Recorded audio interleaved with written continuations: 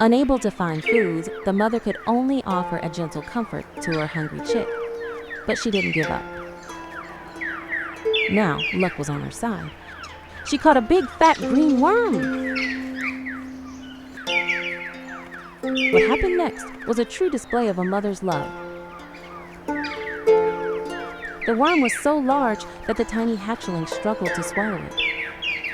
Yet the mother patiently helped, nibbling it a little, adjusting the angle, trying again and again,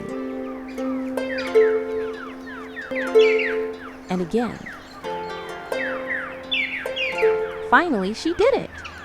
The hatchling swallowed it whole. As a mother, she was becoming increasingly skilled.